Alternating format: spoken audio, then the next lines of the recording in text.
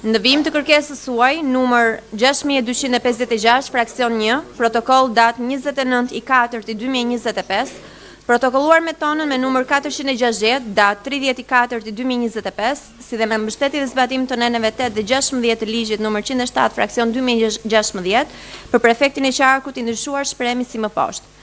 Vendimi i Këshillit Bashkiak Vlorë nr. 27, datë 29/4/2025, për dhënien e ndihmës ekonomike nga të ardhurat e bashkisë për muajin mars 2025, bazuar në ligjin nr. 44 fraksion 2015, Kodi i procedurave administrative, neni 3 fraksion 1A, akti ka karakter individual. Vendimi i Këshillit Bashkiak Vlorë nr. 28, datë 29/4/2025, për dhënien e ndihmës ekonomike nga fondi kurzuar për muajin mars 2025, bazuar në ligjin nr. 44 fraksion 2015, Kodi i procedurave administrative, neni 3 fraksion 1A, akti ka karakter individual. Vendimi i Këshillit Bashkiak Vlorë nr. 29, datë 29/4/2025, për miratimin e tavanëve përgatitor të ardhurat dhe shpenzimeve për përgatitjen e programit buxhetor afatmesëm vendor 2026-2028, vlerësohet i lishëm. Vendimi i Këshillit Bashkiak Vlorë numër 30, datë 29/4/2025, për miratimin e marrëveshjes për pagesën me këse të detyrimeve të prapambetura për taksën e ndriçimit, pastrimit, gjelbërimit, si dhe taksës së pasurisë për kategorinë familjare të agjendit shoqërie rajonale ujësillës kanalizime Vlorë, vlerësohet i lishëm. Vendimi i Këshillit Bashkiak Vlorë numër 31, datë 29/4/2025, për miratimin e listës përfundimtare të pjesshme të pronave të paluajtshme publike shtetërore që transferohen në pronësi ose në përdorim të Bashkisë Vlorë, të qarkut të Vlorës, vlerësohet i lishëm. Vendimi i Këshillit Bashkiak Vlorë numër 32, datë 29/4/2025, për miratimin e marrëveshjes operacionale dhe shoqërisë TID Vlora për modelin BID, vlerësohet i lishëm.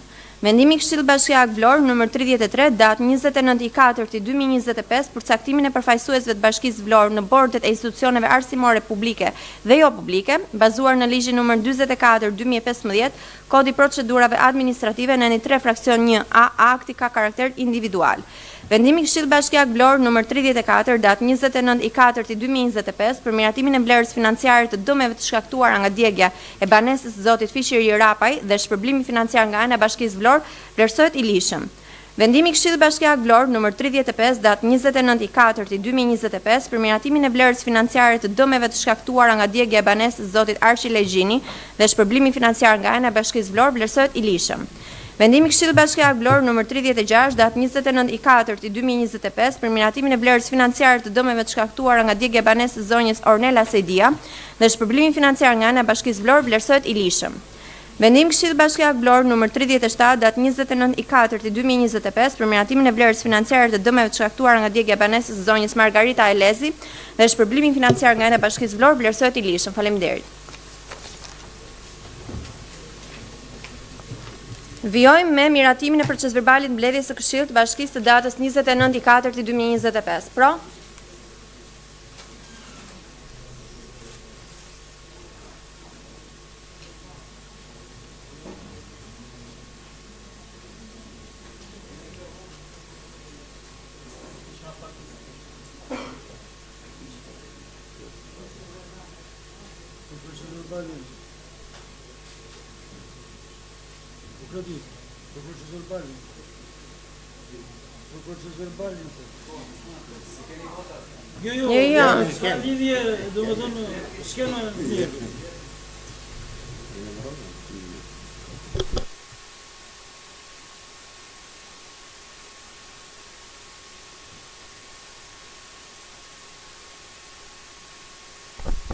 $32 pro, asnjë kundër, asnjë abstenim, 2 pa votuar, miratohet. Abstenim, po.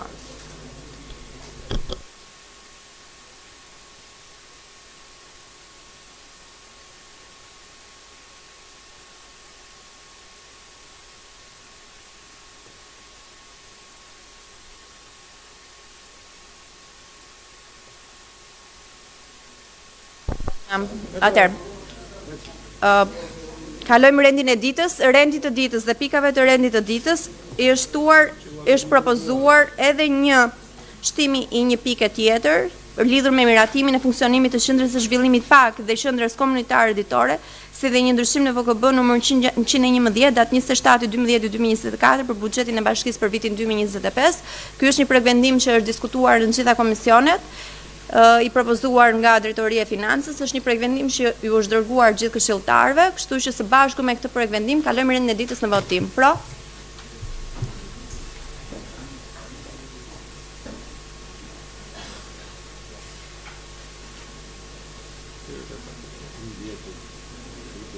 $33 pro, asnjë kundër, asnjë abstenim, miratohet.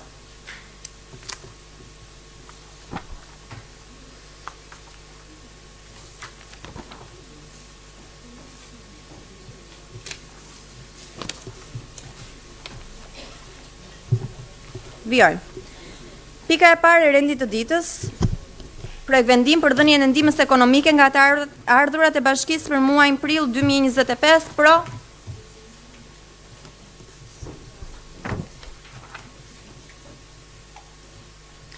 $33 pro, asnjë kundër, asnjë abstenim, miratohet. Projektvendim për dhënien e ndihmës ekonomike nga fondi kurzuar për muajin prill 2025, pro.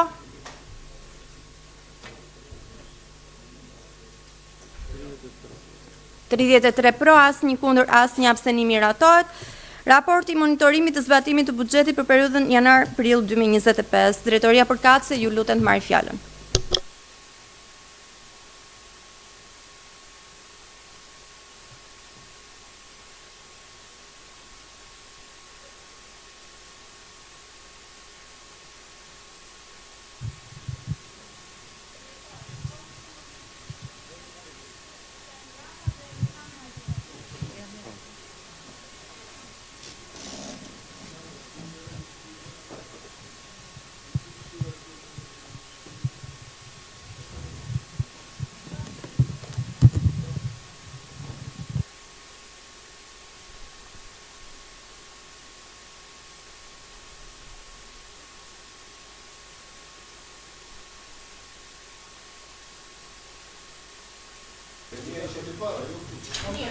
Fjala për drejtorin e financës. Të nderuar këshilltar, përshëndetje. Administrata e bashkisë në mbështetje të ligjit numër 139 fraksion 2015 përveç qeverisjen vendore, neni 44, neni 64A të ligjit 9936 për menaxhimin e sistemit buxhetor në Republikën e Shqipërisë, neni 6265, ligji 68/2017 për financat e qeverisjes vendore, për miratimin e buxhetit të bashkisë 2025, po japim një përmbledhje të ecurisë të zbatimit të buxhetit për 4 mujorin e parë të vitit 2025 për Bashkinë Vlorë dhe institucionet varësi. Bashkia Vlorë dhe në veçantë administrata tatimore është angazhuar që në fund të vitit 2024 dhe fillim 2025 për evidentimin e gjitha problematikeve dhe subjekteve që operojnë në buxhetin e Bashkisë Vlorë. Po ju flas pak për të ardhurat e realizuara për këtë 4 mujor.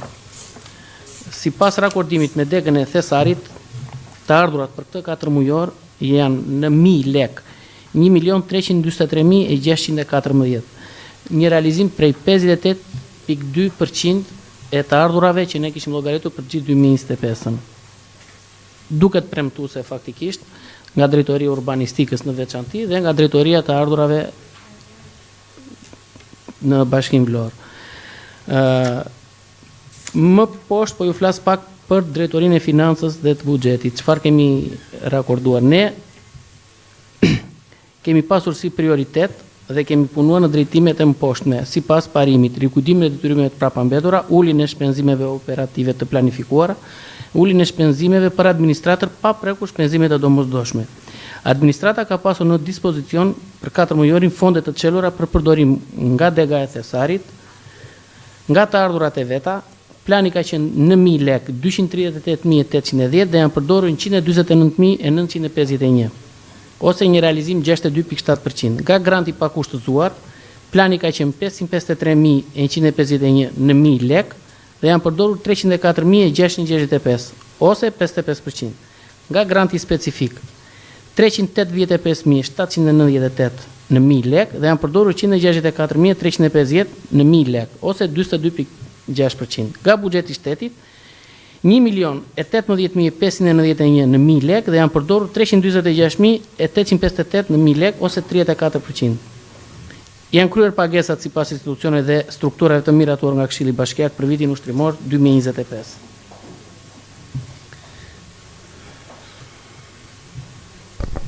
Mirë, drejtor, faleminderit.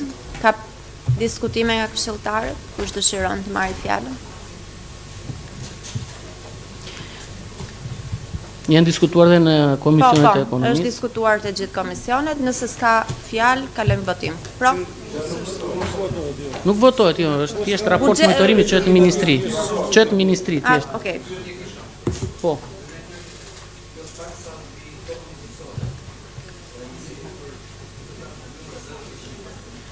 Sepse kjo zakonisht ne rakordojmë në fund të vitit për taksën bujqësore.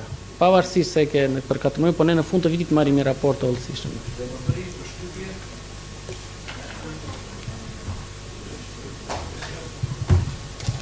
Pra, kjo që thash për taksa mbi tokën bujqësore 0%, që ju e dhatë një përgjigje dhe tarifa për zënien e hapësirave publike plazh, Po. realizuar 75%. Janar, prill, plazh, ku di unë? Paguhet para kohë. Janë para Paguhet është para pagim. Para pagim. I merrni më përpara. 1% është taksa e fjetëve në hotel. Po kjo realizohet në fund të muajit gusht. Po, Nuk nuk të bëjmë përkojnë raportin 8 mujor. kreditor 0% dhe sanksione kundërvajtje administrative 0%. 4 mujor i parësh, nuk mund të pretendojmë të... Po, pra në muaj të vazhdim vijim do- besoj Po. shumë mirë. Do mbahen të fiksuara në rregull. Po. Faleminderit. Ka pyetje ose diskutime të tjera? Po, Sonja Elsa Bezhani.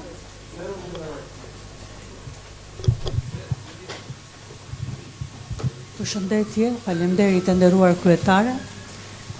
Në Komisionin e Ekonomisë e diskutuam gjithë anëtarët e komisionit me prezencën edhe të disa drejtuesve të administratës së Bashkisë Vlorë dhe unë doja të theksoja lidhur edhe me pyetjet që bëri zoti Gjyheri për taksën e tokës bujqësore.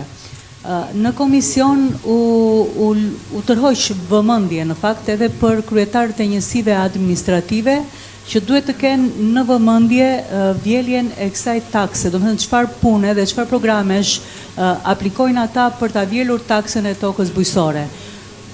Të vjet në vëmendje kjo gjë në mënyrë që mos të lihet mbasdore, sepse jo gjithmonë çdo vit vjelja e taksës bujqësore të jetë në nivele kaq të ulta. Edhe për sa i përket taksës së hoteleve, akoma nuk ka filluar aplikimi i vjeljes tarifave për hotelet, sepse dim që kanë karakter aktiviteti sezonal. Ndërsa për problematikat e tjera janë gjitha analizat që kanë bërë drejtorit përkatëse të bashkisë për ecurinë e aktivitetit të tyre në 4 mujorin e parë të 2025-s. Ju faleminderit. Faleminderit e nderuar zonja Bezhani, po zot Ibrahimi. Faleminderit. Po vëre këtu të ardhurat janë me shkronja të mëdha fare, të këto shpenzimet, me zi lexojmë, nuk lexojmë. Shumë të vogla. Është formati tabelave sepse nuk na lejohet ta dorëzojmë ndryshe, të jenë kështu i kërkon ministria, nuk është se i bëjmë ne. Është formati, ne vetëm e printojmë, është online. Po shoh te këto rrugët sinjalistika horizontale edhe është problematike e madhe në gjithë Vlorën. Nuk e mendoj me që është diskutim, nuk e mendoj që ka një kosto të madhe sinjalistika në për rrugë. Jemi qytet turistik, po vinë sezoni dhe sinjalistik nuk ka, e kemi ngritur disa herë, nuk ka një diskutim, nuk ka një debat. Do kalojmë dhe te parkimet më vonë, te pikat të ndryshme, çfarë është bërë. Nuk e di ka ndonjë drejtor të japi ndonjë përgjigje për këto. Po, ka ardhur specialisti nga Mirëmbajtje trotuare, thotë. Që trotuaret në Vlorë vetëm që s'ka trotuare, nuk e di. Jo, të mirëmbajtura, jo. Jam ankuar për trotuarin në rrugën Pelivan Leskaj, ka kaluar linja për Vlora Marina, është hapur dhe tani është bërë si mozaik, e kanë shtruar ata, për të shtruar duhet të kthejnë në pikën fillestare, e kanë bërë si mozaik tani. Nuk e di, s'kan parë një përgjegjës të bashkisë të viti kontrolloi ata. Këtë e kam ngritur dhe më para se t'jeni ju në këtë pozicion, nuk e di. Po. Doriana Ferrati nga Drejtoria e Infrastrukturës dhe Investime Publike Bashkia Vlorë. Të lidhur me shqetësimin e këshilltarit Besmir Ibrahimi, jemi në dieni të gjitha problematikave që ekzistojnë në qytetin e Vlorës, kryesisht lidhur me infrastrukturën rrugore për shkak të ujësjellësit që është duke kryer punime tani. Kompania që ka marrë përsipër këtë punë publike është duke vijuar me shtrimin dhe mbulimin e të gjithë kanaleve, të gjithë të cilat janë hapur me këtë problematik. Sigurisht që kontrollohet nga neve çdo gjë, por duhet të kemi dhe, po themi, pak durimin që të presim derisa të përfundojnë. Kanë filluar rrugët kryesore, një pjesë e tyre janë përfunduar. Sa të mbarojnë dhe pjesët e shtrimit të kanaleve, do vijojë dhe me sinjalistikën horizontale dhe vertikale. Kemi problematika lidhur dhe me sinjalistikën vertikale, sepse të them të drejtën i vjedhin dhe i heshin. Kemi pas raste që kemi vendosur sinjalistik vertikale dhe duke qenë se nuk u pëlqen një tabel për ndalim kalimi diku në një rrugë, ditën tjetër e kemi gjetur të hequr si tabel. Gjithsesi, Drejtoria e Shërbimeve Publike, ndërmarrja e shërbimeve publike, ka marrë masa për këtë, ka kryer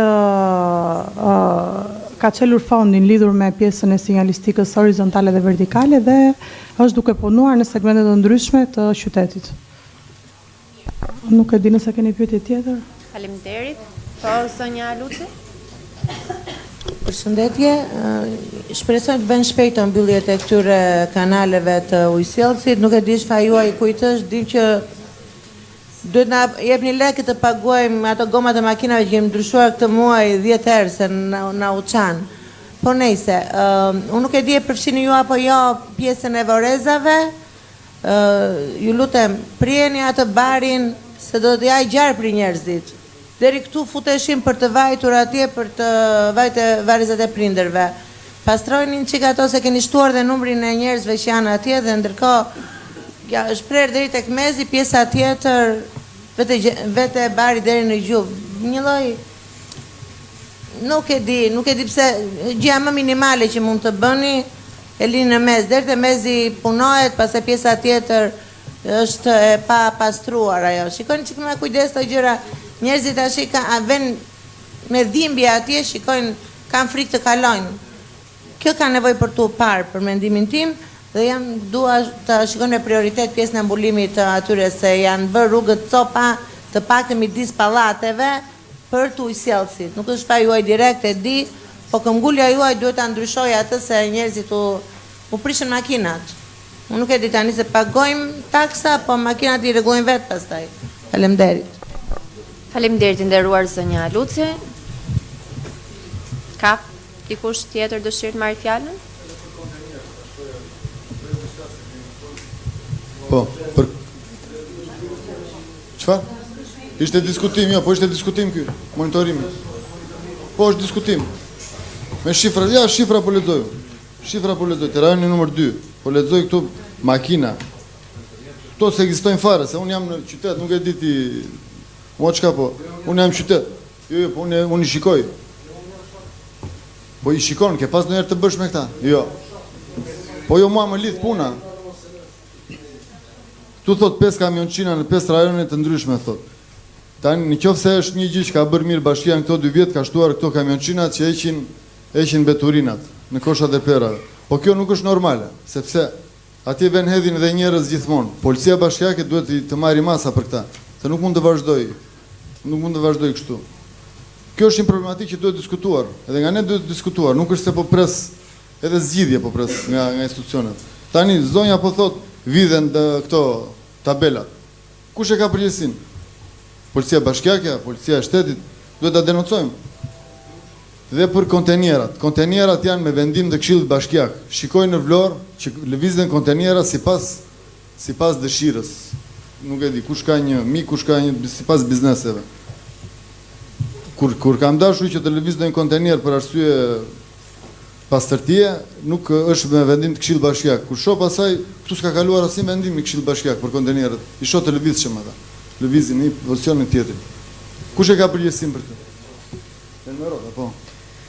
Mirë, Nuk ka nderuar këshilltar, faleminderit. Përgjegjësinë e ka, besoj ndërmarrja e shërbimeve publike. Kështu që. Mirë.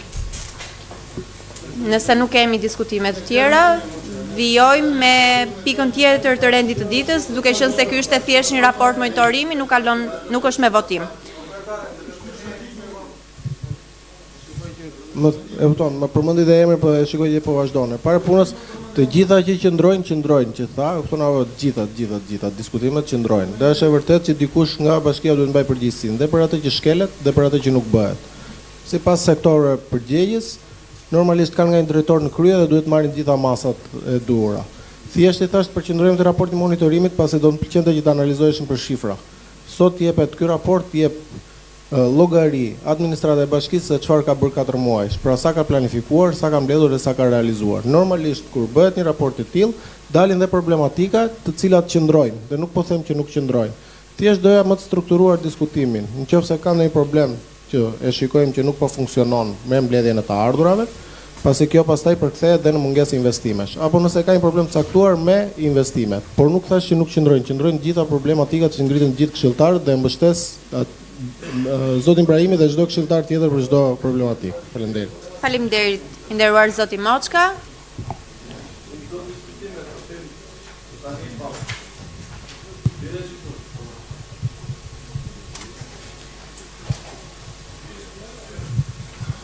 Faleminderit kryetare. Siç u diskutua dhe në Komisionin e Ekonomisë, një problematik është kjo e mbledhjes së taksës të tokës bujqësore, që nuk është se drejtori tha 4 mujor që nuk e kemi mbledhur, që është 0, dhe vitin e kaluar ka qenë shumë keq, është lënë detyra edhe herë të tjera dhe nuk është zbatuar.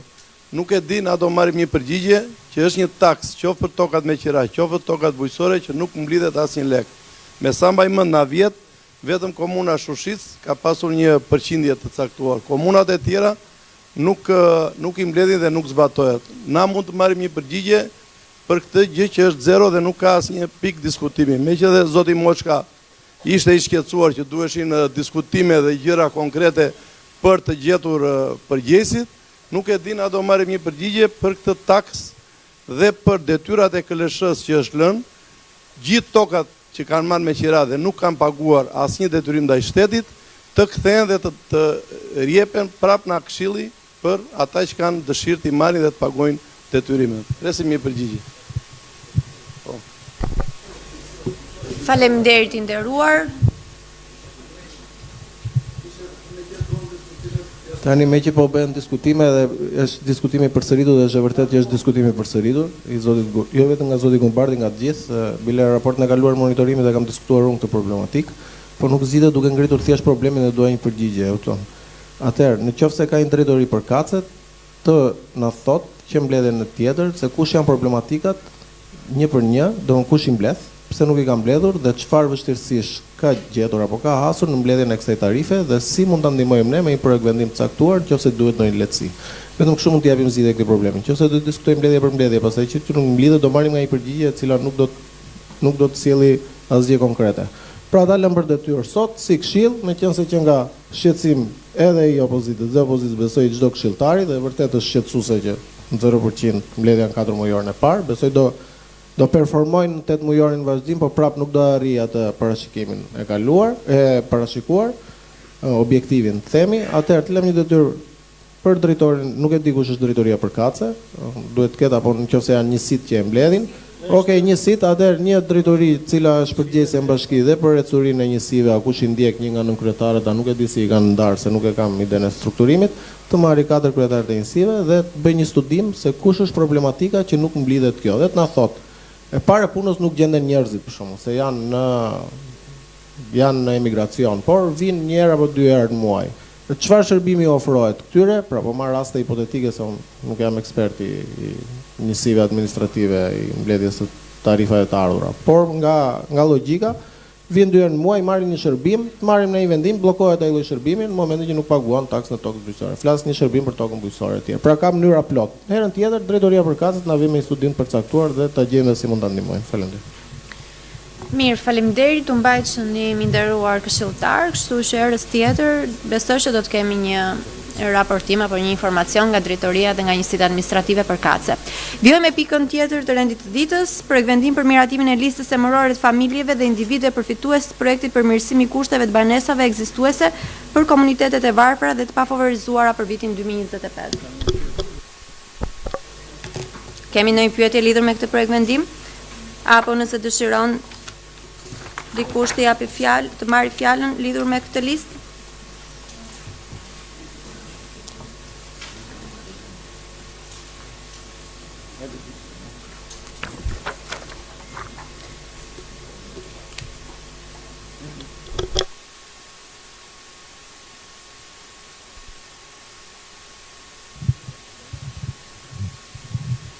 Atëherë me anë të këtij projektvendimi vjen në Këshillin e Bashkisë për të miratuar një listë me 25 familje dhe individ, të cilët në vitin 2025 kanë aplikuar pranë Bashkisë Vlorë për të përfituar nga programi i përmirësimit të kushteve të banimit për komunitetet të varfra dhe të pafavorizuara në projektin përmirësimi i kushteve të banesave ekzistuese. Baza ligjore është ligji 22/2018, datë 3/5/2018 për shtrehimin social dhe VKM 454 e vitit 2019. Ministria e Ekonomisë, Kulturës dhe Inovacionit, e cila ambulon çështjet e strehimit në nivel kombëtar, me hapjen e thirrjes në dhjetor të vitit 2024, njofton të gjitha njësitë e vetëqeverisjes vendore për programet e strehimit që financohen nga buxheti i shtetit për vitin 2025, duke kërkuar të aplikojnë për ato programe që ata i gjykojnë më të përshtatshme se mund të zbatohen nga bashkitë e tyre.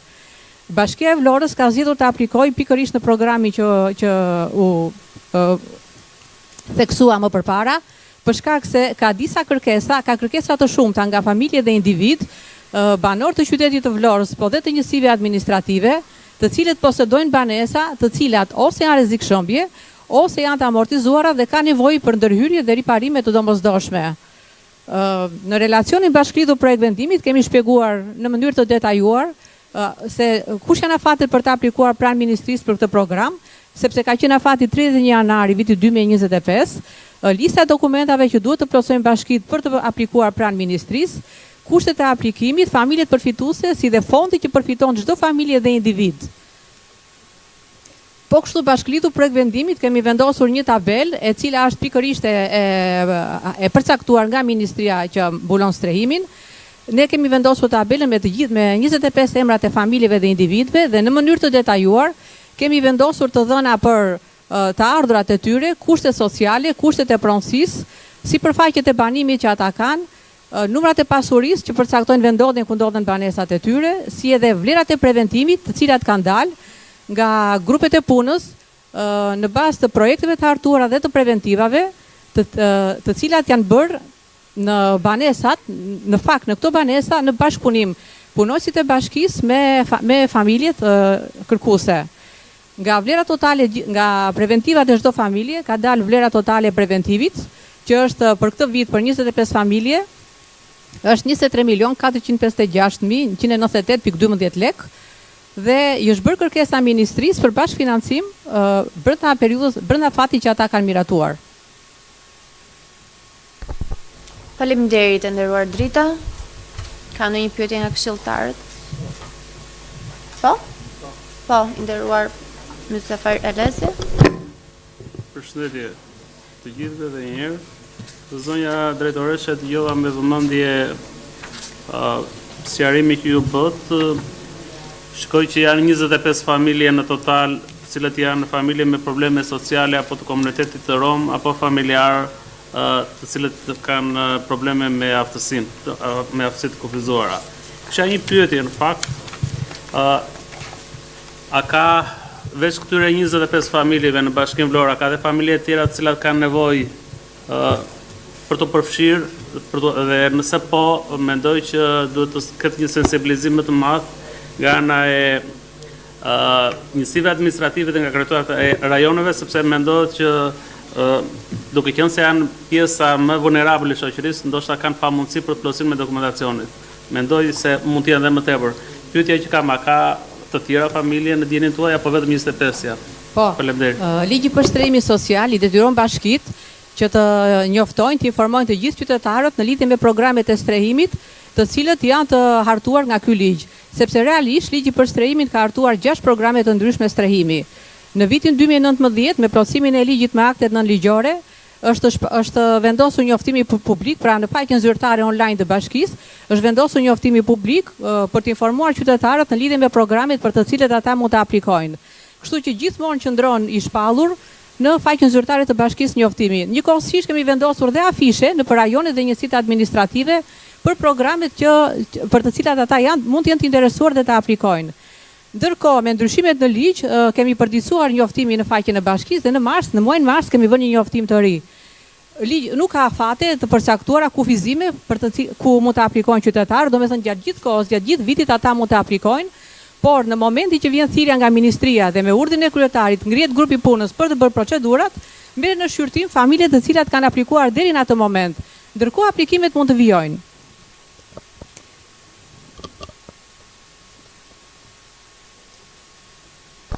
E nderuar nën kryetare. Kohësisht për sa i përket asistencës së grupeve vulnerabël, gjatë gjithë kohës zyra informacionit të bashkisë, së bashku me drejtorin dhe me kryetarët e rajoneve, i asistojnë për plotësimin e dokumentacionit që është i nevojshëm pasi jemi të vetëdijshëm që i përkasin grupeve vulnerabël kanë vështirësi në përdorimin e sistemit të e-Albanias, për këtë arsye janë grupet e punës në dispozicion të tyre. Deri për ato isha interesuar për asistimin që mund t'i bëj administrata e bashkisë shtresës vulnerabël shoqërisë. Faleminderit. Po, zonja Zoto? Përshëndetje, doja të pyesja familjet që jetojnë në gabinat e plazhit vjetër, a përfitojnë nga ky projekt? Nga ky program?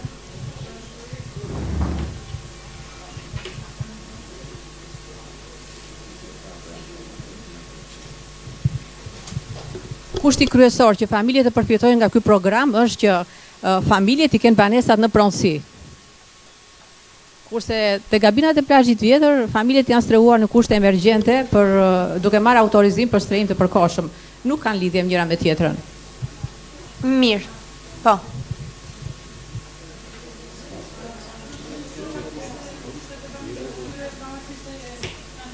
Do të besoj që është program tjetër që ka të bëjë me këto. Mirë, kalojmë votim, pro?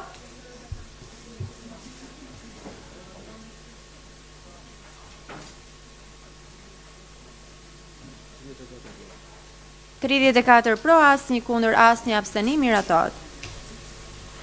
Vendim për miratimin e deklaratës për bashkëfinancim drejtuar Ministrisë së Ekonomisë, Kulturës dhe Inovacionit për programin e përmirësimit të kushteve të banimit për komunitetet e varfra dhe të pafavorizuara. Është e njëjta procedurë.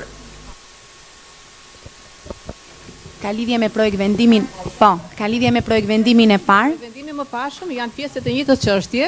Mirë, po, Ministria në termat e referencës ka përcaktuar që nga kushtet për të përfituar nga këto programe duhet që lista emërore dhe deklarata për bashkëfinancim të miratojnë në Këshillin e Bashkisë. Vlera totale e projekt preventivave që unë e përmenda pak më parë, mbi bazën e kësaj vlere kërkohet bashkëfinancim në ministri. Tek termat e referencës janë dy tabela dhe në bazë të ardhave vjetore të qarkut të Vlorës apo të qarqeve të tjera përcaktojnë dhe kufit e financimit. Bashkisë Vlorë i takon që po qartë. 20% ta financimit. Qartë. Pro.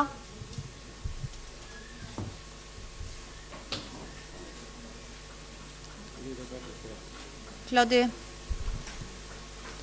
34 pro, asnjë kundër, asnjë abstenim, miratohet.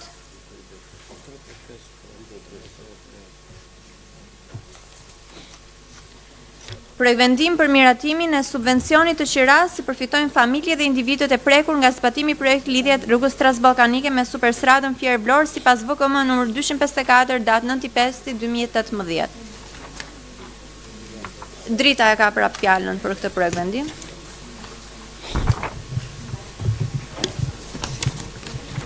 Atëre,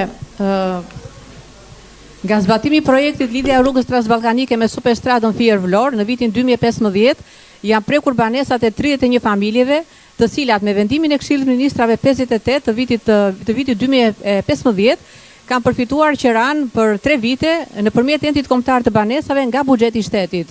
Në vitin 2018 del BKM-ja 254, pra e koriku 2018, e cila përcakton që familje dhe individet e kësaj kategorie nuk do të marrin më qiranë plot, por do të përfitojnë subvencion, i cili do të mbulohet 50% nga enti kombëtar i banesave dhe 50% nga buxheti i Bashkisë Vlorë, pasi të sqarohet të verifikohet situata social-ekonomike e familjeve. Nga 31 familje që kanë qenë në atë moment, në vitin 2025 kanë aplikuar pranë bashkisë vetëm 7 familje dhe individ. Komisioni i strehimit, duke shqyrtuar dokumentacionin, kushtet e verifikimit në terren dhe çdo dokument tjetër të përcaktuar me ligj, miratoi 6 familje dhe individ dhe një tjetër e skualifikoi për shkak se nuk është rezident në qytetin e Vlorës, ka aplikuar në fakt, por nuk është rezident në qytetin e Vlorës dhe i mungon një pjesë e dokumentacionit për anëtarët e familjes. Bashkë me entin e banesave kemi bërë se cili llogaritet për katëse dhe kemi rakorduar me subvencionin mujor dhe vjetor që përfitojnë këto familje. Pasit mirator. Mirë, faleminderit. Pro?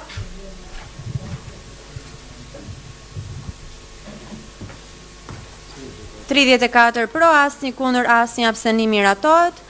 Vendim për miratimin e familjeve dhe individëve që përfitojnë subvencionin e qiras në treg të lirë dhe vlerët e subvencionit qiras për çdo rast.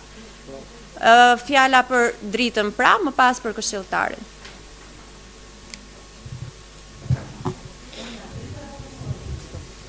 Ky është një projekt vendim që pak a shumë njëhet nga këshilltarët, sepse vjen disa herë në vit.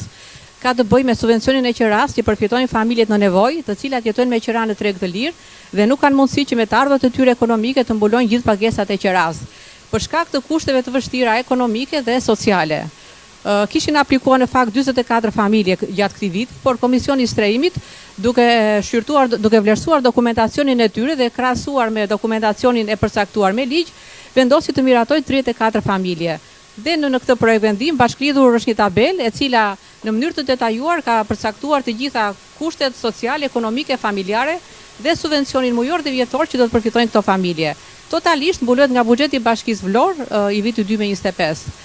Afati i përfitimit është 1 vjeçar, ndërkohë që aplikimet mund të vazhdojnë dhe për raste të tjera.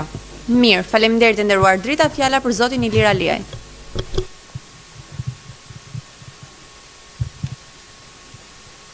Unë në fakt jam, duke qenë se jam dhe kryetari i këtij komisioni, pavarësisht që nuk u plotësua korumi dhe datën e caktuar për të bërë këtë komision nuk u bë mbledhja,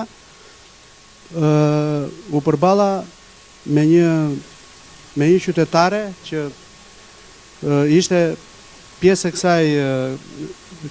kësaj liste, po për nuk e di për çfarë arsye ishte skualifikuar. Komunikova me dritën dhe personalisht dhe duke parë gjendjen që kjo zonja ishte në kushte shumë të vështira, u paraqit, flas për qytetarin Ermir Qejvanaj, në fakt ishte bashorti e vet dhe ishte me një fëmijë me aftësi ndryshe në karrocë dhe mu duk vetja shumë keq, u ndjeva shumë keq si këshilltar dhe si përfaqësues i këtij këshilli edhe që të mos përfshihet kjo familje, duke qenë se një nga pikat që nuk plotësonte sipas bashkisë, sipas dritës, ishte që banesa që kishte marrë me qira ishte një banesë shumë luksoze. Dhe mendoj që me pak konsensus, mendoj që kjo familje duhet përfshihet në këtë projekt, se nuk është e udhës që një familje pa mundësi ekonomike dhe me aq më tepër me një fëmijë me aftësi ndryshe, besoj që është e mundur që kjo familje të përfshihet. Këtë kisha, nuk kisha në gjë tjetër. Faleminderit i nderuar zoti Aliaj, të lutem drita, të lutem mund të japësh një koment lidhur, është e vërtet kjo gjëja? Tani pjesë e procedurave është edhe verifikimi faktik në terren i kushteve të banimit krahasuar me kontratën e qiras. Sepse nga pikpamja e ardhurave, kjo familje ka vetëm një pagë të bashortit dhe një kujdestari, ka një fëmijë tetraplegjik. Ne verifikuam në terren së bashku me rajonin, sepse ndodhet te rajoni 4 dhe konstatuam që kontrata e qiras është brenda familjes e bërë me prindrit. Ndërkohë që ishte një shtëpi, ajo ishte vërtet me kushte të mira, por nuk do thosë sepse ajo do jetonte në shtëpi të pa kushte, por ishte. Atëherë për sa ka një fëmijë tetraplegjik, besoj që të gjithë jemi të ndjeshëm në situata të tilla, kështu që Një pyetje, zona drejtoresh, lutem. Konstatimet që ka bërë kolegu këshilltar, zoti Ilir Aliaj, në gjykimin tuaj, janë të drejta? A meriton, a mendoni se ne mund të marrim një vendim për ta përfshirë edhe atë në listë, sepse fjalët janë fjalë të shumta avokatëllëk. Mund ta thuash një më qartë, a meriton familja në fjalë për të përfshirë apo jo? Në kushtet në cilat ka verifikuar komisioni dhe ka konstatuar kolegu jonë. Faleminderit. Tani kjo familje realisht fëmijën e kishte në karros tetrapegjik, po ndërkohë për atë pjesë merr kempin, merr kujdestarin nga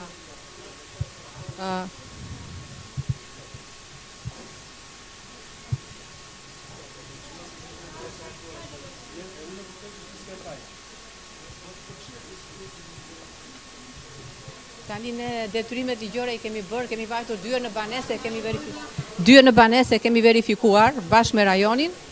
Dhe është ajo pjesë që thash që Rita, me pak fjalë, është skualifikuar për hatër apo për shkak sepse shtëpia e saj ishte në kushte, ju e keni vlerësuar që ishte në kushte më kontrata e qiradas ishte brenda familjes, domethënë prindit ishin pala qiradhënëse dhe kjo ishte qiramase. Ishte prindi I saj qiradhënës.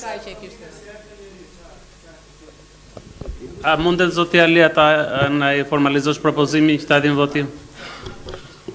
Përfshirë këto 34 familje, unë mendoj të shtohet dhe një të bëhen 35 dhe të kalojnë votim.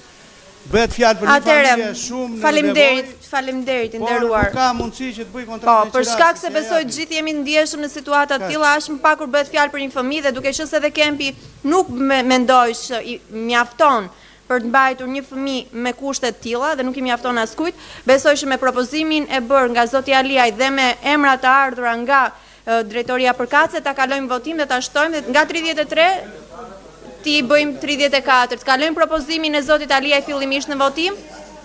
Janë 34, po kalojmë propozimin njërë në votim, më pas kalojmë në votim emrat që janë propozuar nga drejtoria përkatëse. Kalojmë votim propozimin e zotit Aliaj? Për shtimin.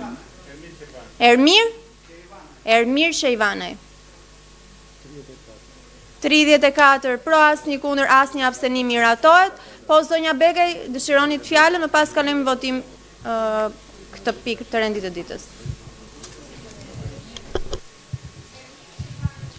Në fakt e dëgjova me vëmendje propozimin e zotit Aliaj dhe më vjen goxha mirë për një propozim të tillë dhe mendova se mos ishte e njëjta familje që u bë para pak ditësh publike për zonjën Razie që kishte 3 fëmijë, një prej të cilëve kishte me sindromën Down, e cila vuante në kushtet e saj të banesës dhe nuk kishte ndihmë sociale. Tani, nëse jemi në të njëjtat kushte, pse mos ta fusim dhe këtë familje? A është bërë,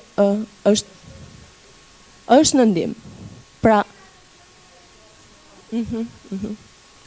pra e njëjta zonjë e cila u bë publike, ajo është e përfshirë në këto skema ndihmuese?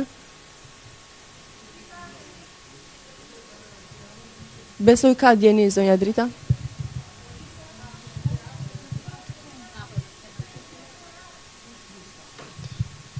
Lista është bashkëfitur për vendimit. Nuk ka një kërkesë dhe një aplikim të regjistruar pranë bashkisë nga kjo zonja që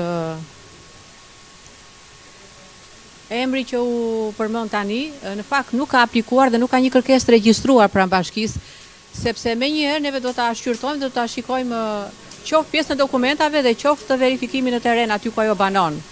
Nëse nuk e ka bërë, atëherë ftojmë zonjën që ka këtë problematik, të vi të parashitet pranë bashkisë Vlorë dhe të parashiti kërkesën dhe problematikën e saj.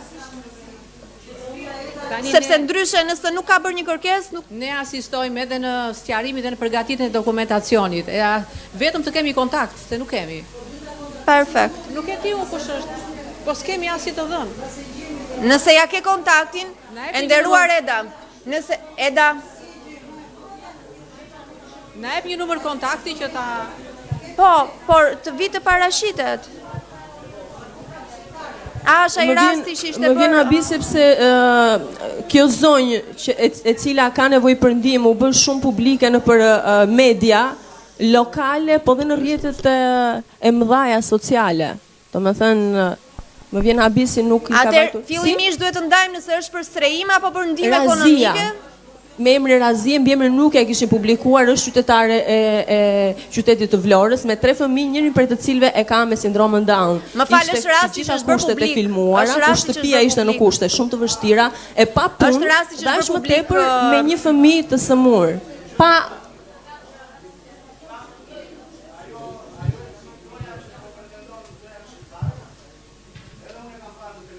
është rasti që është bërë publik, po.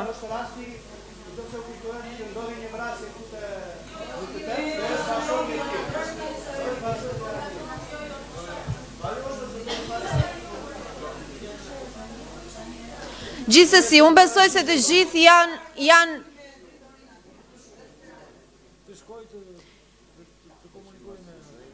e kuptova, është rasti që është bërë publik nga faqet dhe në media këto ditë. Unë besoj se gjithë kanë dashamirësinë, Këshilli Bashkiak po që po, por që besoj që duhet paraqitet tek administrata dhe jam e bindur që drejtoria përkatëse do i ofroj asistencë për plotësimin e dokumentacionit dhe jam e bindur gjithashtu që gjithë këshilltarët bashkiak do ta përkrajnë dhe do ta votojnë propozimin. Kalojmë në votim këtë rendite, këtë pikë të rendit të ditës, pikën 7, pro?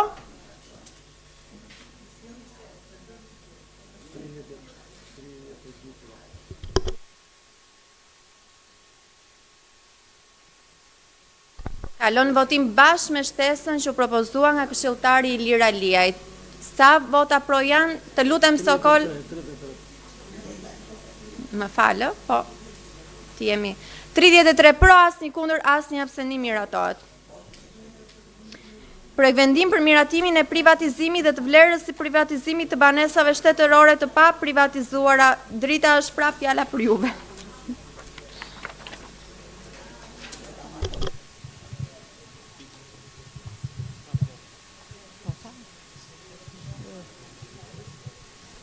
Atëherë me anë të këtij projekt vendimi vinë për të miratuar kërkesat e 4 familjeve të cilat kanë paraqitur pranë bashkisë kërkesën për të privatizuar apartamentet e tyre që i kanë poseduar në bazë të kontratës së qeras me shtetin përpara vitit 92.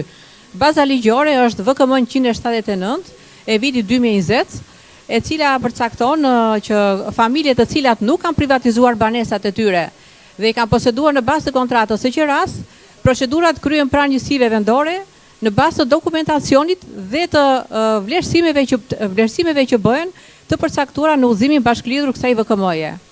3 nga këto apartamente banesa ndodhen në qytetin e Vlorës dhe një është familje e komunitetit rom në njësinë administrative Shushicë. Familjet bashkë me kërkesën kanë paraqitur dokumentacionin, kontratën e qeras me shtetin para vitit 92 ose vërtetim që kanë qenë me qera dhe nuk kanë bërë privatizimin në vitet 93-95, i cili kur është kryer masivisht këto procedura. Dhe skicat e hartuara sipas të përcaktuara me VKM nga inxhinier i licencuar sipas matjeve në vend. Komisioni i strehimit i ka marrë në shqyrtim të gjitha rastet, dokumentacionin, është bërë dhe vlerësimi i vlerës së privatizimit të bazë të tarifave të përcaktuara me këtë VKM dhe i kemi pasqyruar të gjitha në tabel. Mirë, faleminderit Drita, besoj se nuk ka diskutime lidhur me këtë pikë të rendit të ditës, kalojmë votim pro.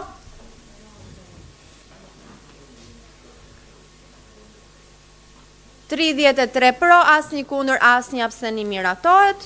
Kemi dhe pikën tjetër të rendit të ditës, që shtuam në fillim, që është miratimi i funksionimit të Qendrës së Zhvillimit PAK dhe Qendrës Komunitare Ditore si dhe një ndryshim në VKB numër 111 datë 27/12/2024 për buxhetin e bashkisë për vitin 2025. Është drejtoresha e Qendrës PAK, zonja Elita Grabova.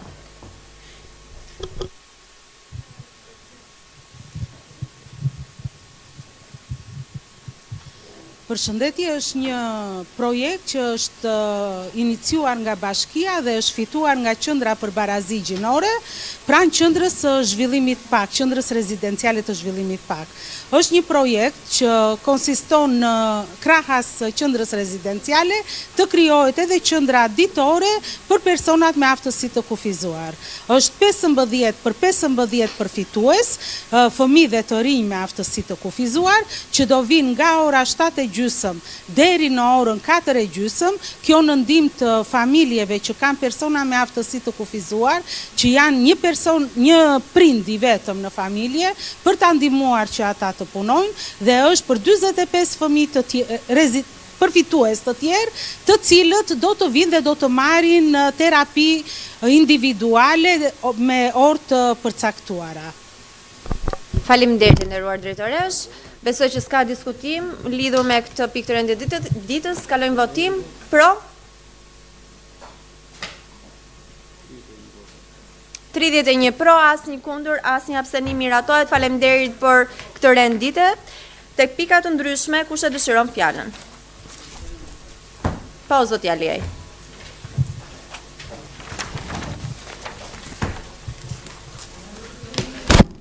Përshëndetje, në emër të disa banorëve të lagjes Hajro Çakëri, do t'i lutesha shumë institucioneve të Bashkisë Vlorë, policisë, IMT-s, ujësjelësit, të gjitha këtyre institucione të marrin masa për heqjen e një lavazhue që është bërë shumë problematike në rrës të pallatit, fillon zhurma në orën 7 mëngjesit dhe mbaron orën 9 darkës. Do të lutem shumë, pa u shkaktuar në një lloj incidenti nga banorët, të marrin masa për ta hequr. Është një lavazho që gjithë e dim, ka 12 vjet apo 13 vjet që ushtron aktivitetin, brenda aq më tepër që është zonë historike, është sheshi Flamurit, punon me ujë të pishëm, i ka të gjitha të këqijat. Aq më tepër që është dhe mu në rrës pallatit, banorët nuk vendot një fëmijë në gjumë. Tani kjo duhet marrë masa të ikit, kaloj... Është lavazhuat e shkallët e... Ngjitur me pallatin, e kemi poshtë balkonit, duke dhe sikur e kemi personale, s'kemi asgjë, po s'vendot një fëmijë në gjumë. Gjithë shkalla, gjithë ambienti aty me makina, është merë. Shkallët e varezave dëshmorëve, po. Na është kthyer domethënë në një tmerr. Po do ham buko, po jo poshtë pallatit, ose të vën një orar. Të vën dhe një orar, ka dhe një standart, në orën 10 të darkës. Aq më tepër Miroshja, unë nuk desha ta bëja këtu se nuk jam njeri që merrem me këto gjëra, por ka një kufi. Ka një kufi. Miroshja e ka vendosur, ne e kaluam do marr 10 milion lek për rregullimin e shtëpisë, e ka mutet porta me Demek Miroshja dhe ne duhet të rrim të dëgjojmë lavazhën në orën minutë. Tani ka një kufi, na ka vajt ku nuk mban më. Kaq. Besoj se drejtoritë përkatëse... Në rast se nuk e zgjidhin drejtoritë këtu, unë do ta vazhdoj më lart problemin. Në emër të banorëve, jam dhe administratori pallatit, kështu që i kam gjitha atributet për të folur. I nderuar këshilltar, do të keni një përgjigje. Fjala për zonjën Bezhani.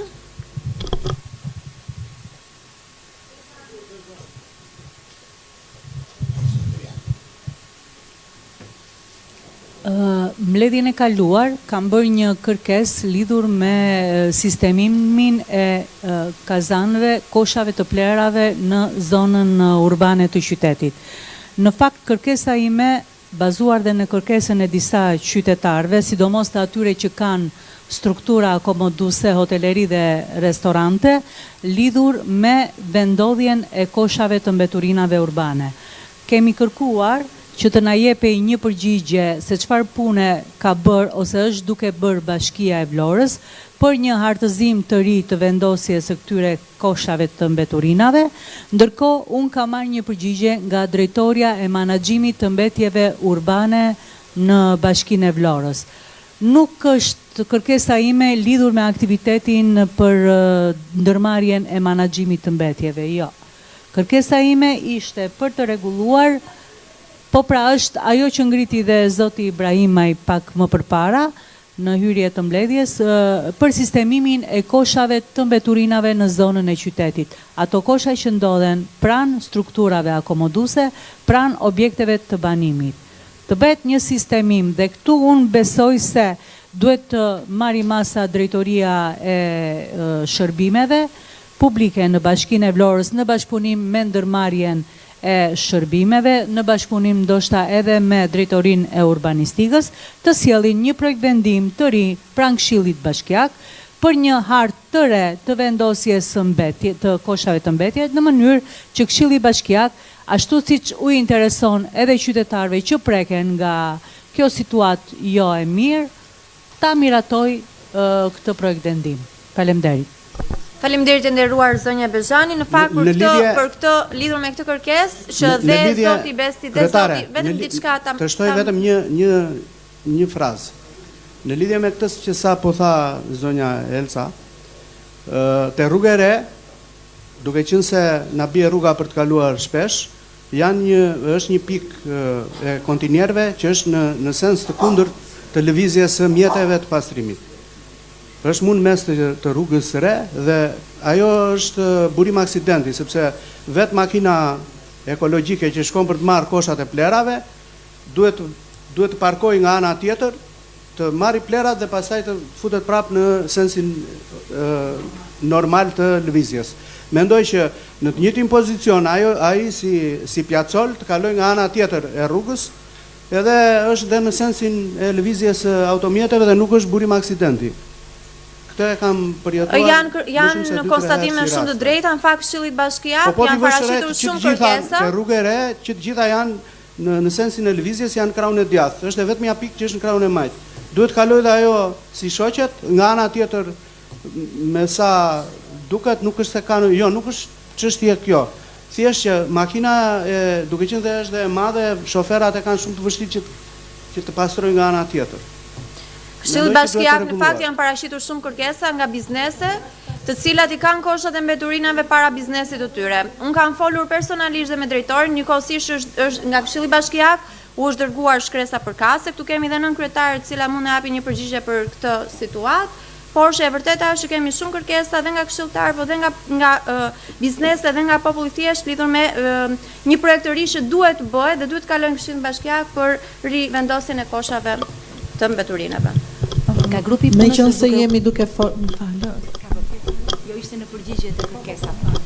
Nga grupi punës është duke u përgatitur projekt vendimi dhe me shumë mundësi do të jetë në mbledhjen e ardhshme për të miratuar prej jush. Mirë, faleminderit. Po zonja Breshani, me qënë se jemi në këtë lloj tematike për pastrimin dhe për lavazhot, nuk e qas një pikë dhe as një presje dhe nga vretja e Zotit i lirë për lavazhot, sepse duhet të krijohet një lloj standardi për të larë makinat dhe për të bërë këtë lloj shërbimesh. Jo kujdo që mund t'i teket për të larë makinat, duhet që të marrë një vend kudo dhe të bëjë këtë lloj aktiviteti. Shumë bukur janë në zonat ku mbushen makinat me karburant, dhe aty janë bërë lavazhe shumë të mira. Kjo nuk më përket mua, por është një vrejtje me vend. Gjithashtu dhe për koshat, unë si banore rajoni 2, kam një vrejtje shumë të madhe për 2 pika, e para për hartëzimin, që është shumë i domosdoshëm, por dhe për fashat e orareve të pastrimit të tyre koshave.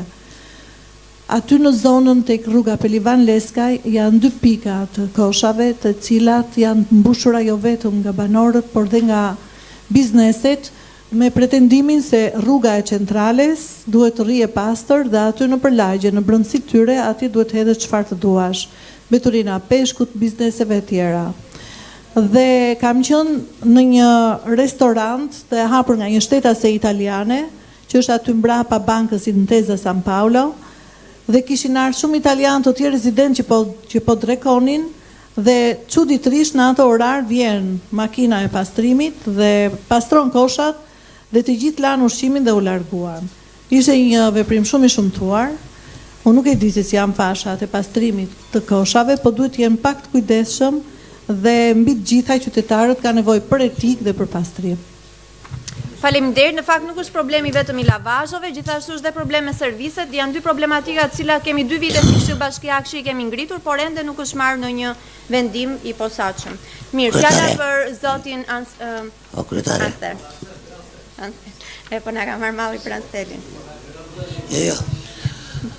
Unë kam një diskutim që ne na prek të gjithë dhe i them zonjës në kryetare, duhet ta shikojmë çik. Kote fundit kemi vënë re disa njerëz që e kanë pushtuar Vlorën. Janë parazit. Po të ishen njerëz në nevojë, ne do ta shtonim listën A34, 35, 36. Duhet të shikojmë Vlora turistike, po rritet, po këta parazit po bëjnë shqetësim. Është një gjithmonë tani shqetësim. Vite më përpara punonin 7 me 6 dhe iknin në Levan, Fjerë, Kurin, sot janë bërë banor. Flën, anë, purinojnë në rrugëve, ngacmojnë. Është shqetësim, shikojni me prioritet. Nuk jam kontra njerëz, nuk janë të varfër, se do të fosim listën e këture, po për shqetësim. Besoj që në këtë rast nuk është se ka vetëm përgjegjësi bashkia, po është përgjegjësi e policisë së shtetit, sepse kryesisht janë të ardhur në sezonin e verës për të bërë aktivitete jo të lishme, që ne dim shumë mirë se çfarë. I thash nën kryetares i ka linjat të lidhet me policinë e shtetit, se po të gjithë të thoshe juve. Dhe tjetra, na keni thënë fjalën për lëvizjet e qarkullimit të senseve. Shikoni se po jurin prape ari. Do ta keni, jo do ta keni, se ne jemi bashk, jo do ta kesh me talash. Do ta kemi problem. Zambaku pret, ne jemi të kachëm, rrugët janë që keq, jo që keq, janë shumë keq. Pa u asfaltuar, por dhe qarkullimi në këtë kaos të fishojnë. Faleminderit. Fjala për zotin Arsen, faleminderit i nderuar zoti Kushta. Kthejmë përgjigje për pikën e parë, më fal. Mund të kthejmë përgjigje për pikën e parë për masat që kemi marrë së bashku me drejtorinë e Shërbimit Social Shtetëror të Bashkisë Vlorë për të koordinuar për çështjen e personave që cilësohen enda cak. Atëre Po, patjetër, me që se kemi këtu, po. Atëre përshëndetje edhe njerë.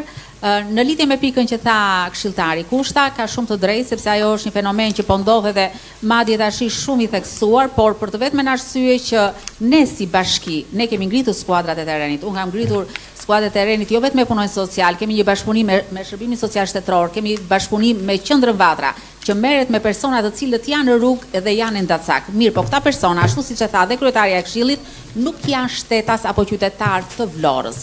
Ka vite madje që ata janë vinë në pjesën në kohën e turizmit, sidomos në pjesën e lungomares, vënë në për lokale, kemi bërë ndërhyrje dhe operacione blis edhe me policinë bashkiake, edhe me policinë e shtetit, madje unë të premten kam kërkuar vetë, si drejtoresh, kam kërkuar një takim zyrtar bashkë me shefin e komisariatit, me punonjësit e mia sociale, për të bërë një takim të përbashkët vetëm për këtë shqetësim. Faleminderit. Nuk janë, nuk ndorrim dot ne. Ndorrim e the shumë bukur. Ndorim policia e shtetit. Do shumë kujdes me shtetasit të cilët janë edhe komunitar dhe nuk janë banues në qytetin e Vlorës. Prandaj dhe unë kam kërkuar takimin ditën e premte në orën 12 në komisariat vetëm për këtë problematik. Faleminderit e nderuar drejtoresh, zoti Arsen. Alor, përshëndetje, nderuar zonja kryetare. Kam duke qenë se jemi në kuadrin po flisim për pastrimin dhe sezoni turistik ka ardhur, ka mbritur, jo vetëm në Vlorë, po dhe në njësinë administrative ku unë bëj pjesë Orikum. Jam shumë i shqetësuar dhe i drejtojmë dy në kryetareve aty për problemin e pastrimit në Orikum. Unë e di që në qytetin e Vlorës pastrimi bëhet nga drejtoria e shërbimeve të bashkisë, kurse në Orikum është shumë problem, i ke koshat plot dhe mund t'i qenë në 3 ditë. Unë se di kush e menaxhon tenderin e pastrimit të Orikumit, po gjithë zona është e pa pastruar. Jemi në fillim ose në mesin e sezonit turistik dhe Orikumi duhet të kthehet, e kam trequr vëmendje edhe disa mbledhje përpara, duhet të kthehet nga administrata e bashkisë pak më shumë koka në njësia administrative Orikum. Atje punojnë në zyrën e shërbimeve, në ndërmarrjen e shërbimeve mund të jenë 20 apo 25 punëtor, po të futesh në Orikum, të dy anët e trotuarit të Orikumit janë të dyja të mbushura me barishte, të dyja të papastruara, unë se di çfarë bëjnë ata njerëz atje që punojnë. Kjo është shumë e rëndësishme pastrimi, sepse kemi kaq vjet që do bëhet landfilli, do vënë plerat atje, 2 vjet i kaluam ne, plerat janë atje ku janë. Dhe do të doja nga në kryetarja që të trikte çik më shumë vëmendjen kryetarit të njësisë administrative apo shefit shërbimeve atje, sepse është komplet i papastruar Orikumi. E dyta, puna e ndriçimit. Kam kaq vjet që them vetëm për dritat. edhe para disa ditësh ikën dritat aty në Orikum, është komplet kaos total punë e energjisë, nëse di kush e ka fajin, po problem dritat janë e dojën prapë dhe si vjetë. Kam 3 vjetë që them të njëjtën gjë, po e njëjta gjë është, po e njëjta situatë. Plus infrastruktura, rrugët janë bërën ca asfaltime tani para zgjedhjeve, edhe me që keni asfaltuar zgjedhjet e tjera do bien votat, se ne duam të asfaltuar atje që të votojnë të majtën ata. Po asfaltove. Kështu që janë gjithë rrugët copa, gropa janë mbushur vetëm ato rrugët aty në qendër të Orikumit, ca rrugë.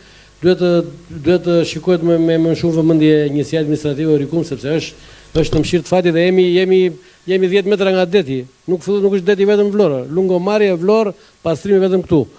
Të shikohet me më shumë vëmendje.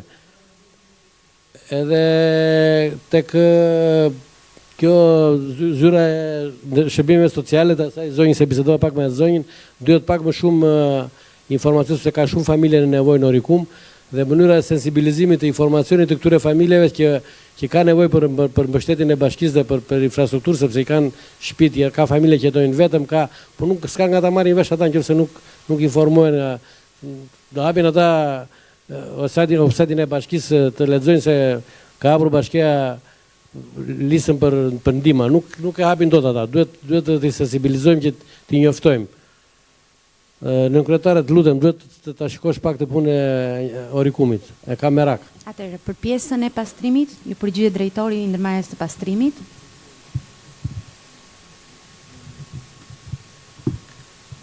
Ndërkohë që për pjesën e ndriçimit, më tej do t'ju flasë Doriana Ferrati, përgjegjëse në drejtorinë. Atëherë, përshëndetje, faleminderit për ngritjen e shqetësimit. Ndërmarrja e pastrimit aktualisht ka shtuar vëmendjen e saj në pjesën e njësisë Orikum, duke rritur edhe shpejtësinë dhe frekuencën e pastrimit të kontenierëve. Kemi bërë disa ndryshime në përmirësimin e infrastrukturës, do të kemi vendosur kontenier të rinj. Për pjesën e fshirjeve, po, në Orikum, po. Këto ishin edhe kuadër të marrjeve të masat të Giro d'Italias, besoj që keni vënë re, një aktivitet që na shkoi mbar të gjithëve.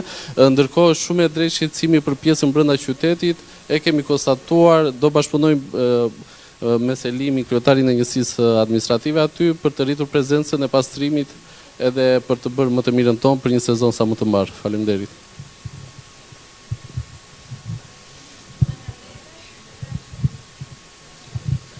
Unë kisha 2 pika për të shtruar. E para është duke marrë parasysh rritjen e numrit të fëmijëve që lëvizin me skutera elektrik apo manual në rrugët e qytetit, shpesh herë pa mbikëqyrje, po krijohen burim aksidentesh. Dhe mendoj që duhet krijuar një vëmendje më e madhe qoftë nga policia bashkiake dhe qoftë edhe për ato struktura të cilat i ofrojnë këto skutera që i japin me qera.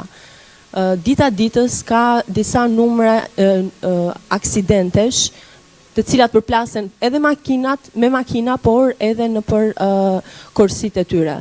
Duhet vendosur një limit moshe për këta individ të cilët i marrin këto skutera me qera, por gjithashtu të kontrollohen pse jo dhe në terren kushdo që i posedon, apo patjetër dhe strukturat që japin me qera, por policia t'i ndaloj edhe fëmijët. Ecin me një shpejtësi marramendse, cënojnë qytetarët të cilët lëvizin, këmbësorët, por gjithashtu i bëhen peshqesh edhe një shoferi i cili mund të jetë duke ecur në rrugën e vet dhe pa pritur vjen një fëmijë dhe të përplaset në makinë. Kjo gjë mendoj që duhet parë shumë seriozisht.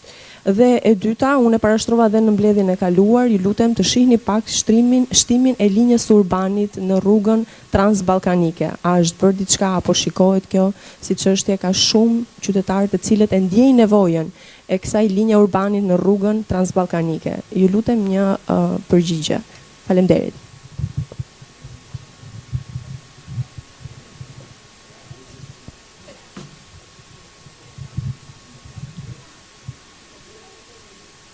Atëherë, pika e parë e pyetjeve. Lidhur me ndriçimin e Orikumit, aktualisht Drejtoria e Infrastrukturës ka bërë një plan për ndriçimin jo vetëm të qytetit të Vlorës dhe mirëmbajtjen që ka goxha problematika, po edhe në njësitë administrative. Aktualisht jemi duke shtruar një linjë të re në pjesën e Nartës dhe domethënë ka një plan për të gjitha njësitë administrative që do vijojë pjesa e ndriçimit të ri në të gjithë qytetin dhe në njësitë administrative. nuk diskutoj që problematika ka, mundohemi të ndjekim bashkë me administratorët e njësive, ku një ndriçues i prishur, ku një i djegur, mundohemi të punojmë domethënë të gjithë qytetin lidhur me këtë gjë. Kështu që besoj se ka ndonjë. Ta them dhe pikën e dytë dhe pastaj lidhur me transportin urban. Atëherë e kemi diskutuar këtë pjesën e transportit urban dhe me kryetarin, jemi duke diskutuar me shoqërinë që është duke ofruar shërbimin e transportit urban dhe së shpejti do vi me një propozim lidhur me jo vetëm me linjën e Transballkanikës, po me shumë linja të tjera në qytetin e Vlorës që duam t'i ristrukturojmë pak.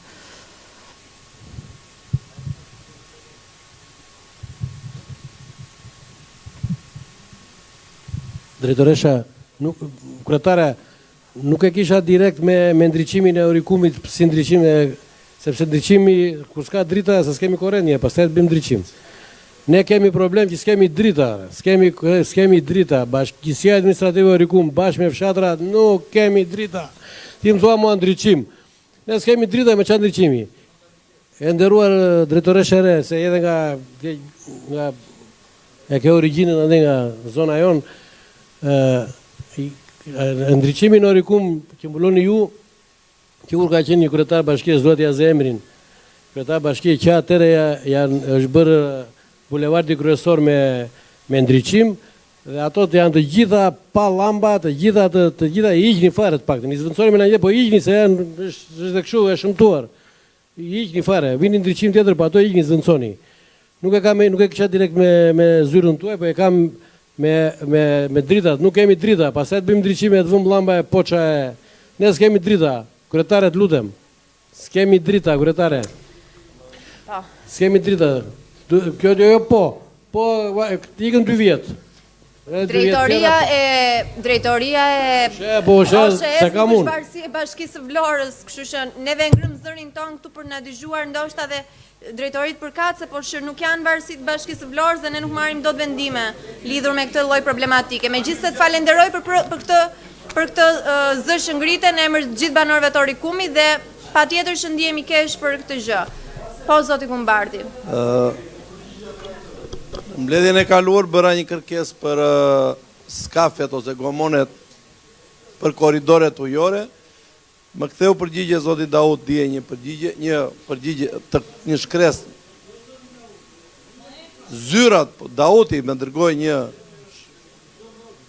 Po Dauti është institucion. Pa tjetër tani, pa Dautin juve si këshill dhe si bashki, keq më vjen, po nuk funksiononi dot. Është një fakt, është monument kulture, mbrohet me ligj dhe ne e respektojmë. Ideja është që nuk kisha arritur asnjë rezultat për korridoret ujore. Qyteti i Vlorës është një zhvillim shumë i madh në fushën e turizmit ujor dhe mos të gjendet gjuaj që të ketë korridore ujore të vinë ndihmë turistëve dhe këtyre operatorëve që kanë, kjo është për të ardhur keq që nuk është zgjidhur. Dhe derisa nuk është zgjidhur me shkresën që erdhi pra në takimin e dieshëm, i bie që edhe këtë sezon nuk do të ketë zgjidhje. Nuk është problemi im si person, po është një turizëm shumë i zhvilluar për qytetin dhe të bësh se hir, mos t'i japësh ndihmën gjithë këtyre operatorëve që punojnë në det, është për të ardhur keq. Dhe e dyta, po shikojmë për çadrat që po mbushen ose te mbushen më shumë na që ishin vjet. Ne dëgjuam kryeministrin dhe shpresuam që do ta kish për vërtetë këtë radhë, që nuk do ketë më plazhe, pra do ketë plazhe dhe publike dhe private. Po siç po shikojmë brenda javës po mbushet dhe nuk do ketë vend për të kaluar nga trotuari në drejtim të plazhit. Nuk e di kush i kontrollon, kush i monitoron, por besoj që është një shqetësim i të gjithëve. Faleminderit, të dy e kisha.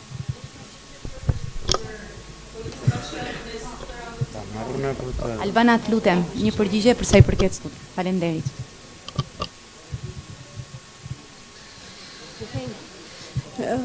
Jam Albana Ruci nga Zyra e Informacionit Policisë Bashkiake. Kam informacion për shqetësimin e zonjës Begaj. Janë marrë masa administrative në lidhje me ankesën e saj. ndaj subjekteve që operojnë ose kanë skutera ose monopatina. Gjithsesi, në bashkëpunim me Drejtorinë e Aseteve dhe të Zyrës Juridike në Bashki, sinqerisht edhe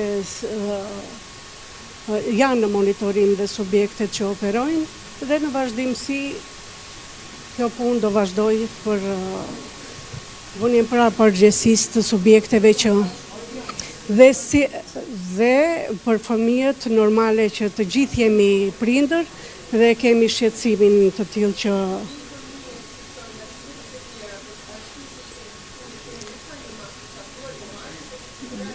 bashkëpunimi me ju edhe me qytetarët është konform dhe është një punë rezultative dhe për ne. Në momentin që vinë një shqetësim ke zyra informacionit, normale që do marrim masa. Duke dhe monitorimi i patrullave të policisë bashkiake është në vazhdimsi dhe i përditshëm. Ju falemderit se s'është ere parë që e ngrini si situatë, e kemi parasysh. Po, falemderit. Faleminderit. Përshëndetje. Atëherë unë dua të ngrë dy shqetësime. Shqetësimi i parë ka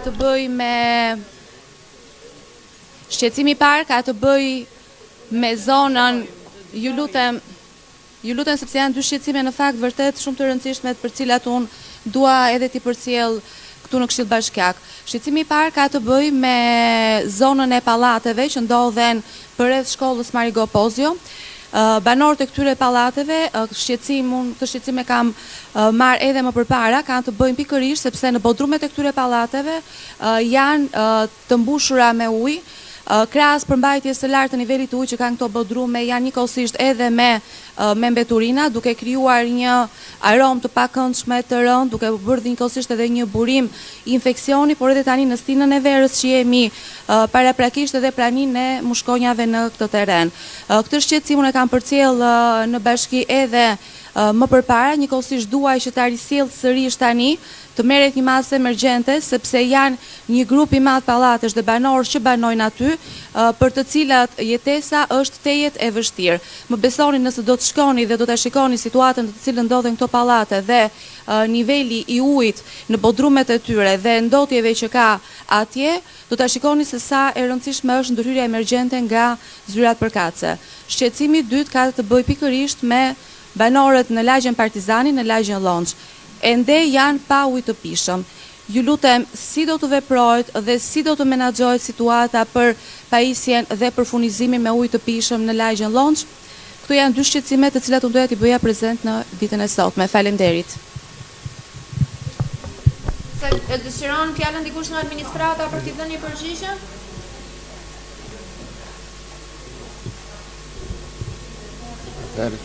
Ta vazhdojmë. E nderuar nën kryetare, kush është nga administrata përgjegjës për këtë shqetësim qeverisë këshilltare? Për pjesën e furnizimit me ujë të pishëm do të komunikoj me drejtorinë e ujësjelljes kanalizimeve, pasi Për pjesën e ujit të pishëm do të komunikoj me drejtorinë e ujësjelljes kanalizimeve, pasi do dërgojmë një shkresë zyrtare sikurse ngrini dhe ju shqetësimin dhe ne do ta përcjellim tek drejtoria përkatëse që është përgjegjëse. Për sa i përket pastrimit të pallateve, duhet të koordinohemi, të pyesim kush është përgjegjësia e drejtë për drejtë, pasi nëse është hapësirë për bashkët e pallateve, që është një menaxhim i përbashkët, hapësirët e tyre kanë me administrim të tyre me administratorin e pallatit. Për këtë gjë duhet të koordinohemi dhe të marrim informacion tek drejtoria përkatëse për hapësirën, sepse ajo është hapësirë për bashkët e banorëve apo jo. Nuk është publike. Po pra, po është e përbashkët e pallateve dhe mund të jetë me administrator. Por për këtë gjë do të komunikojmë dhe të shkojmë hapësirat ligjore në koordinim me drejtoritë tona. Faleminderit kryetare. Kisha një shqetësim të banorëve të rrugës Ali Demi, rruga e spitalit. Atje po vendosen disa kangjella, siç janë vendosur në rrugën transbalkanike, që është bërë shumë mirë, por banorët, sidomos bizneset, e kanë shqetësim. Nuk e di sa është konsultuar me banorët dhe si do zgjidhet ky konflikt. Unë di që kanë vajt edhe në bashki e para. Rruga Lidemi, rruga e spitalit. E dyta në lidhje me rrugët që unë ngritë si shqetësim, dhe është shqetësim për qytetin, të paktën rrugët që janë hedhur dora e pare asfaltit, të rrugët kanalet që janë hapur të ujësielësit, pse të mos mbyllen, se atje është bërë testimi. Dhe kanë ngelur hapur, nuk e kuptoj pse.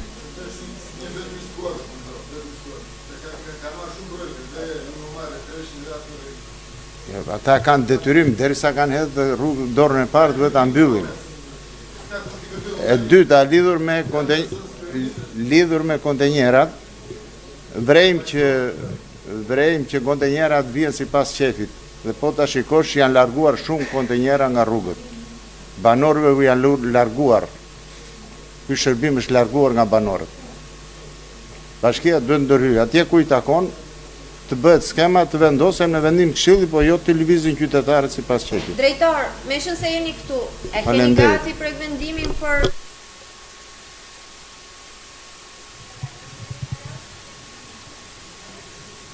Atëherë, ndërmarrja e pastrimit, siç e kemi komunikuar edhe në mënyrë private me zotin Ibrahimi, është duke verifikuar së bashku me rajonet dhe grupin e punës nevojat e qytetarëve dhe bizneseve, duke qenë që për mos të penguar, po themi, ecurinë e bizneseve, sepse disa vërtet kanë shqetësim, ashtu si edhe kemi ndërtime të reja të cilat sjellin si nevojë spostimin e këtyre vendopozitimeve, ose edhe kur kemi depozitime aktual, kërkohet numri ose shtimi i numrit të kontenierëve. Për këtë jemi akoma në proces pune, besoj që shumë shpejt si grup pune, edhe ne si palë interesuar në këtë proces, do dalim me propozim për Këshillin Bashkiak.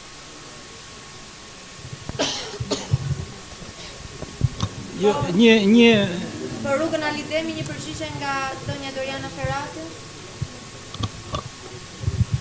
Atëherë, lidhur me barierat në rrugën Ali Demi, para, domethënë 2-3 vitesh është bërë një projekt i tillë për këto bariera, i cili është miratuar dhe në Këshill Bashkiak. Dhe ato bariera do vendosen për arsye sigurie të rrugës. Dhe ndërkohë është menduar që në disa pika të vendosen vija të bardha që mos të bëjmë pengesë si për bizneset si për banorët e zonës. Ndërkohë aty ku ka rrugdalje të pallateve, rrugica normal që nuk do ketë bariera, po që si për pjesën e sigurisë, sepse aty kalon ambulanca, domethënë me një lloj shpejtësie në raste të caktuara, është menduar kjo dhe ndoshta në të ardhmen e gjithë rruga mund të vijojë të bëhet e tillë, sepse është një rrugë që kërkon një lloj shpejtësie të caktuar për korsinë e ambulancës. Me thënë, ky është një projekt i konceptuar dhe është menduar i tillë për të vendosur barierat. Neve kemi filluar, është vendosur bariera e parë në fillim të rrugës përballë me Bashkinë dhe do vijojë deri te spitali. Pjesën e banorëve pastaj e kemi pasur në koren gjatë gjithë kësaj kohe problematikat e tyre dhe patjetër që janë marrë parasysh dhe do vendosen vija të bardha. Nuk e di, ishte edhe një pyetje tjetër që nga ju? Okej, ajo pastaj po, ndërkohë atë besoj e sqarova më përpara. Ata janë duke punuar, nuk janë duke punuar në një pikë, po janë duke punuar në disa pika të ndryshme, me grupe të ndryshme që po mbyllin kanalet. Ka një procedurë teknike që hidhet shtresa e parë, lihet një periudhë kohë sa të pësojë të uljen teknike të caktuar, pastaj hidhet shtresa përfundimtare ose tapet si themi ne në gjuhë teknike. Kam një me Franceskon. Në qoftë se është për të bërë ai studimi për vendosjen e kontenerëve, në qoftë se e keni vënë re që në disa rrugë nuk ka vend për kontenerët, po janë kontenerë dhe janë pengesë për makinat. Dhe për të penguar dhe lëvizjen që heq njëri ku e çon kujdo qefi, duhet planifikuar krahas asaj teorike planit edhe një vlerë investimi për të bërë vendin për çdo kontener, që të mos ketë mundësi ta lëviz tjetri ku doj. Po pra, sepse po të shikosh te rruga e re dhe deri në Puz Mezimit janë në mes të rrugës kontenerët.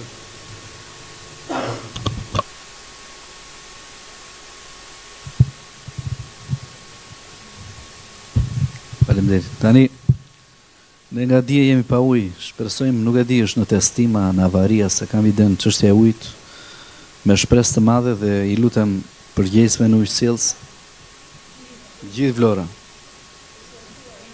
Është bërë një oftimi, dakor, po pra, me shpresë, po pra, çfarë thash? nuk e di, është avari, këtë se kam iden, është avari apo testim, nuk e kam iden çfarë është, po me shpresje të zgjidhet se po vjen dhe sezoni turistik.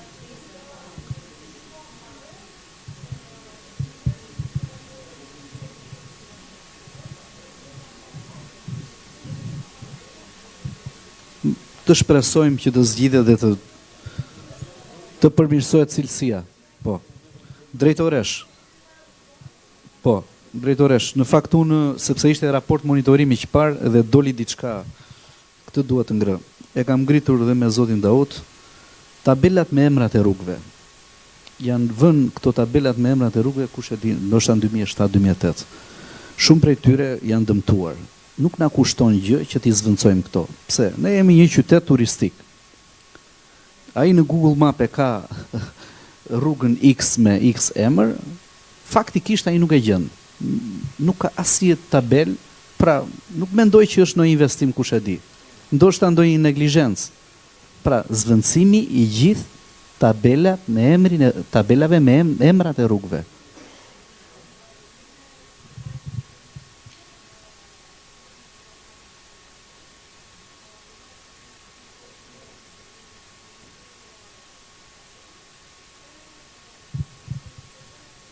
E vinde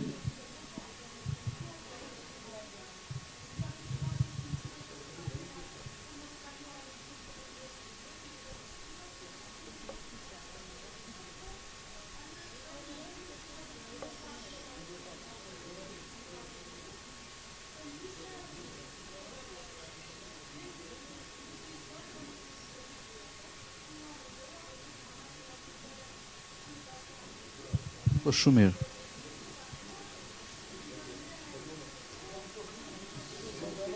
Shumë, dakord, tani në qoftë se ka katër të papërgjegjshëm që vjedhin tabelat sinjalistikat e tjerë, të gjobitem me masa administrative dhe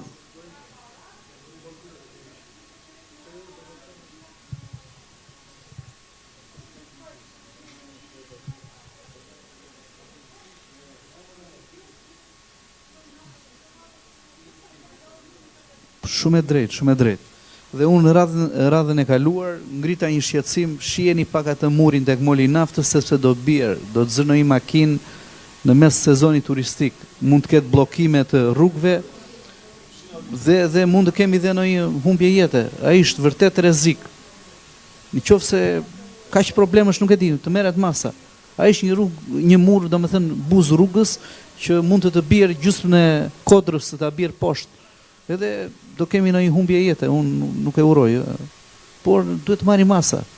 Muri tek moli i naftës me këto referencat popullore. Faleminderit.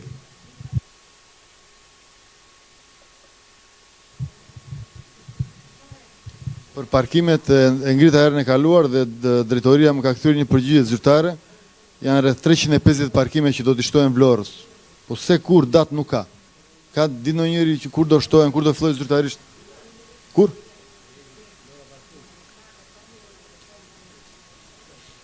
Jo, këto parkime me pagesë, këto rrugët. Ka njëri përgjigje kur do fillojnë, se e miratuam që vit në 24. Nuk ka ndonjë investim të madh. Por ne do i miratojmë rrugët. Po kur? Kush e ka përgjegjësinë pra? Me erdhi përgjegjës zyrtare, eran 350 parkime, rruga Bulevardi dhe te sheshi Flamurit, rreth 30. Total 350. Kur do fillojnë? Se sezoni erdhi.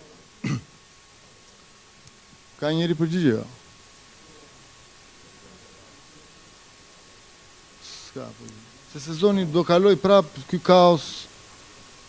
Vin vërdall, pyesin, zvin përgjigje.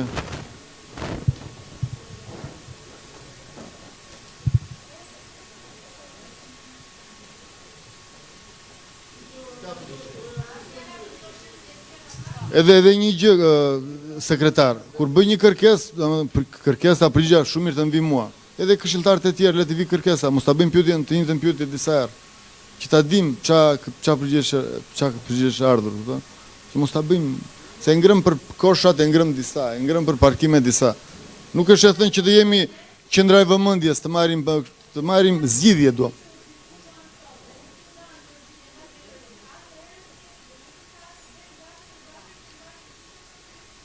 për usjellsin unë e kam ngritur disa herë, dua kontratën ta shikojmë se ne jemi pal me usjellsin. Ta shikojmë si është kontrata. Se të gjithë na thonë ana teknike, duhet vënë në prova, s'ka asnjë, është errësirë totale. Unë e di që janë më lart ato, pse ne po ta marrun koston, s'ka problem, s'po thot kryetari. Ka qisha. Faleminderit kryetare. Disa banor të lagjes Topana në rajonin 1, rruga Kujti Mehmeti, ankohen sepse projekti ujit nuk ka shkuar vetëm për këto 4 familje. Dhe këto duan një përgjigje, as ndriçim, pra nuk kanë as shtylla elektrike dhe as projekti ujit nuk ka shkuar lart. Pra janë lënë në mëshirë të fatit. Tjetër gjë, projekti ujit nuk ka shkuar përsëri në lagjen tek uji i ftohtë mbi shtëpinë e fëmijës. Janë 60 familje. Aty që janë nuk janë përfshirë në projektin e ujit. Po pra, ata kanë pyetur dhe kanë thënë që deri këtu e kemi projektin. Edhe në lagjen Topana, edhe në lagjen... Po pra, kanë thënë që nuk janë përfshirë. Tani banorët kërkojnë përgjigje pse nuk janë përfshirë, se s'mund t'i lëmë në mëshirë të fatit ata. Po kush e jep? Ku ta gjejnë përgjigjen këta? Këta janë banorë të Vlorës, janë 60 familje në lagjen në rajonin numër 2 dhe 4 familje në Topana në rajonin 1, rruga Kujti Mehmeti. Ata duan përgjigje, sepse janë dhe pa ndriçim në lagjen Topana, janë dhe pa ujë.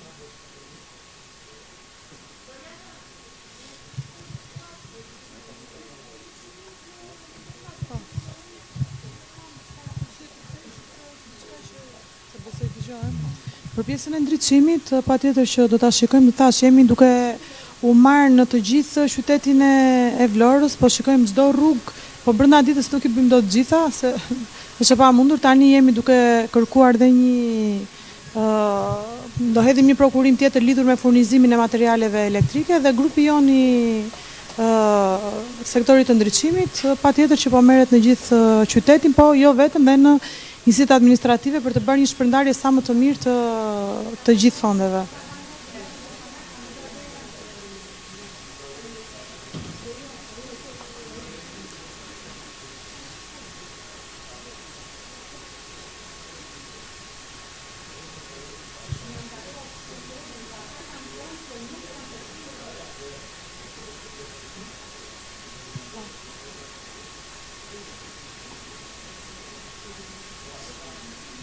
Ka filluar ndërkohë depozita e re po ndërtohet.